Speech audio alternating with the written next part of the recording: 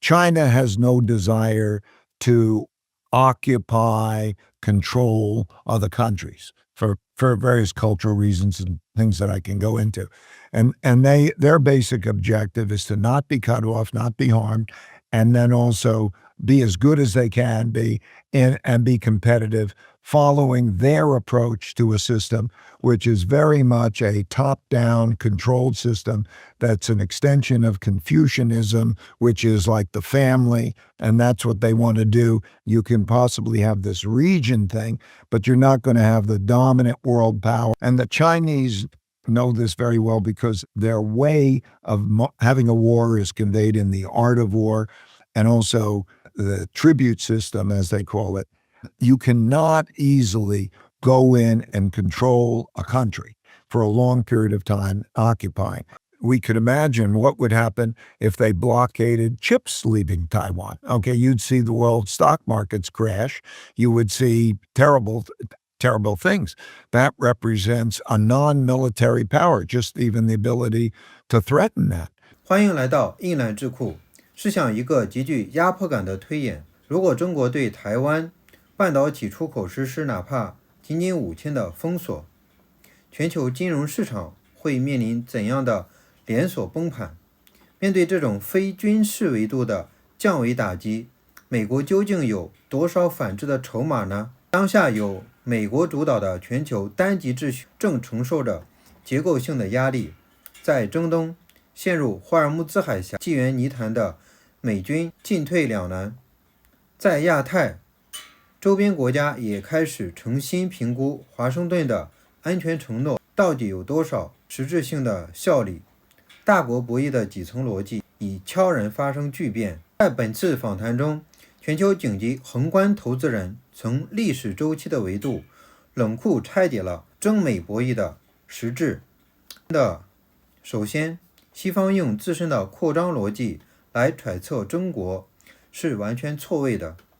中国的核心诉求在于安全边界与自身发展深植，这深植于儒家文化的几层。其次，现代博弈的终极武器早已超越了坚船利炮，通过供应链和资本结构性的绑定，非军事手段同样具备重塑世界的力量。更致命的是，嘉宾一针见血地指出，美国正在经历当年大英帝国的苏伊士运河时刻。当战略威慑沦为虚张声势，纪元平衡便已彻底的倾斜，单极霸权是否正不可逆转地走向终结？未来的世界又将走向何方？请看正片，听听宏观决策者的深度剖析。 Through history over the last 500 years, has there ever been two superpowers that emerge as the dominant superpowers? Or is it just tends to be one? In the past, prior to World War I, there was no World War I happened and then World War II happened because the world came together and there was one world, essentially. Before that, there were regions and they would have the different powers, and you could have a powerful China or India could be very powerful at the same time as the UK or the Dutch and whatever would be powerful, and they weren't in that one world. And the basic issue is when you have one world and you have disagreements, you're always going to have disagreements. How do you resolve those disagreements? War. Okay. Maybe it's not physical war, maybe it's whatever it is, but there's a disagreement. Where does the border lie? Where does this, okay. The rules-based order is a theoretical conception of the United States coming out of World War II, because there's the idea of how do you govern, and you have representatives and you have them in the United Nations and so on. And, that's a nice theory, but the reality is when that comes in is inconsistent with power, which wins, power or that rule-based system? So by nature, to answer your question, it tends to be a dominant power. We will see. China and I think the United States, I think the most likely beneficial outcome is that it becomes more regional. Okay. China has no desire to occupy, control other countries for various cultural reasons and things that I can go into. And their basic objective is to not be cut off, not be harmed, and then also be as good as they can be and be competitive, following their approach to a system which is very much a top-down controlled system that's an extension of Confucianism, which is like the family, and that's what they want to do. You can possibly have this region thing, but you're not going to have the dominant world power. If that's the case, you have some chance that there's a great conflict, but I think that there's enough wisdom, in a sense, to not want to go there. So there's pretty much always been a superpower through different cycles. There's been one dominant power through these historical cycles. You're saying that you believe in the next decline, there won't be one dominant power, which has been the US for the last 80 odd years. There will be two, because you can't foresee there being a conflict at the scale that would result in one dominant power. The strength of each country will be how they take care of themselves. Are they going to be strong, or are they going to be weak based on how they educate their population, how they spend their money, how they manage themselves? Those will determine the relative powers of those countries, right? And so that'll be true certainly for the United States and China. And so as we go forward, how will those systems deal with those issues in the best possible way? And that I would say, as long as the United States remains a power, but it has a risk of having a very bad set of circumstances through debt and conflict and these things that erode it. It'll be from within that those things particularly could change that relative balance of power. And similarly, if China managed itself badly, that could change that. Given that if they both remain powerful entities, then what you're going to see is, I believe, more the recognition that there are regions, okay? Just like there's the Americas, okay? And that becomes heavily much more the region and where that spills over. And then there's the region around China, the APAC countries, and that region, and that there would be the development within those regions. And I do believe the avoidance of the big war that would be very detrimental. There are issues like the Taiwan issue, but the Taiwan issue will be handled by, in my opinion, most likely, not militarily in the sense that there will be a great war between the United States and China over it, but in the pressures that are going to be created so that there is a reunification of China. You mentioned conflict there. The United States are at war with Iran, and it seems to be a war that they can't seem to get out of. This is going to have an impact, presumably, on lots of things you've described here, but also the feelings of people at home. As you know, we face the prospect of the United States sending troops on the ground into Iran because the Strait of Hormuz is going to become this choke point to global energy, and they're going to, and what does Trump do about that? He can't. It's like Vietnam; he can't leave, or else he is going to look bad. If he stays, he looks bad. Midterms coming up. What's your thoughts on this war in Iran? Do you think it was a bad idea? Do you think it was a good idea? Do you think does it play a role in all of this stuff here? The US police? This war in Iran, I think here's what's happening. Internationally, I get to speak to world leaders and so on, and particularly in Asia. There's a recognition that the United States doesn't want to fight a war. So the litmus test is, who controls the Strait of Hormuz? And that the United States, because the population in the United States is worried about gas prices and losing people, and they want it to be all over fast, that you can't fight a war that way. And so what you have is the United States will not show up in Asia. What does that mean, show up in Asia? In Asia, there are all these countries who believed that the United States was going to play an important role as a counterbalancing influence for power in the region because China's the dominant power and the others are much less power. And so the United States being in there was going to balance those power. And because they have a military presence, the idea of having bases in their countries was believed to be that will help that happen.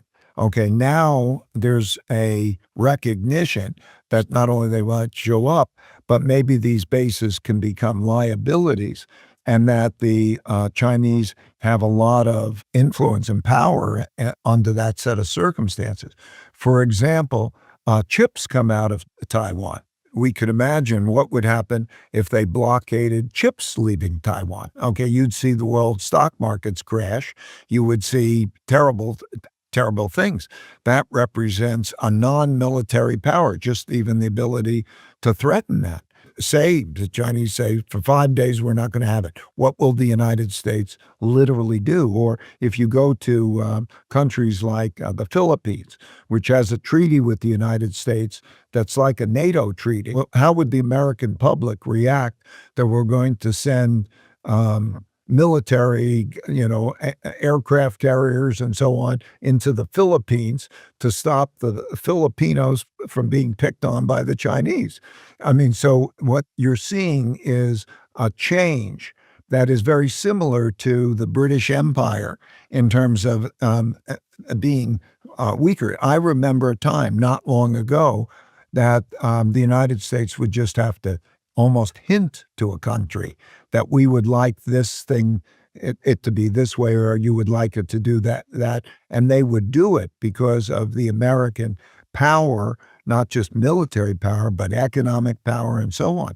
Well, as you're seeing that power being eroded, for example, China is a larger trading partner with most countries than the United States is, or capital turning up. So these things matter. So you're seeing that kind of a shift in power. I'm a global macro investor, and my goal is to be as accurate as I possibly can. I can't let biases stand in my way of doing that. So I look at statistics and measures and indicators and so on. So what I'm saying is clear. It is, it's apparent. It's mechanics. So what does that mean for the Iran situation then? Does it mean that Well, it means that it's a very, very difficult situation.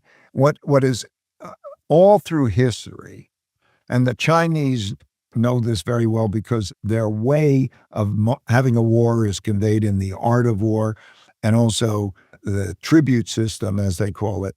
You cannot easily go in and control a country for a long period of time, occupying. There are, 90 million Iranians, and they will be there no matter what happens. Now the question is, do you have what it takes to take control of the Strait of Hormuz, by way of example, and allow, in other words, do you allow that to be in the hands of the Iranians, or do you not? And are you willing to pay the price to be able to put yourself in the position, which means take a lot of pain and then enforce that for the, forever and ever future? Because it's not just take control today. It means, okay, how is that going to go on? And what does that mean in these other locations? Does the United States, they're going to do the same thing with the Chinese in Asia? They're going to do the same thing all around? Probably. Okay. So what does that mean? Okay. A change in the world order. It sounds like a big mistake. Oh, yeah. It was a big mistake. And also, what it did is it shone a light on the vulnerability. Before it wasn't apparent. Vulnerability of? The United States in being able to enforce. When there's always the threat, we'll come in there, the strait is open, we're not dealing with this, and there's always the threat that the United States will remain control. And that would be true in Asia and other places. Now a light bulb goes off. In other words, like the British in the Suez Canal, we didn't realize. Now we realize That threats no longer work. that power no longer exists. 感谢收看本期的英兰智库。纵观整场的对话，嘉宾为我们揭示了未来10年全球秩序演变的3条底层主线：一、威慑机制的系统性失败。地缘政治的核心资产是承诺的可信度。当美国内部被巨额债务、通胀与社会撕裂的严重牵绊时，期待全球维系单极统治的边际成本已无法承受。当盟友和对手都发现美国的威胁不再能转化为实质的军事行动时，传统的霸权威慑体系便宣告破产。第二，非对称威胁对热战的期待。在高度相互依赖的今天，真正的杀伤力潜伏于供应链枢纽。台湾半导体产业不仅是经济的节点，更是巨大非对称性威胁的杠杆。这种无需直接开火就能引发全球市场瘫痪的能力，正是孙子兵法在现代大国博弈中的极致体现。第三，世界走向区域化共治。历史周期表明，当单极霸权无力维持全域的统治，且大国间具备避免全面核战的战略性时，全球化将不可避免地退化为区域化。美洲与亚太将各自形成新的内部循环。对于亚洲国家而言，经济与安全的锚就心正在向中国发生不可逆转的转移。归根结底，大国的绝对实力最终取决于其内部的治理效能、教育水平与财政健康，而非外在的军事干预。在全球秩序新旧交替的历史窗口期，各大经济体该如何应对区域化重塑带来的结构性震荡？欢迎在评论区分享你理性洞察，关注英兰智库，我们下期深度拆解，再见。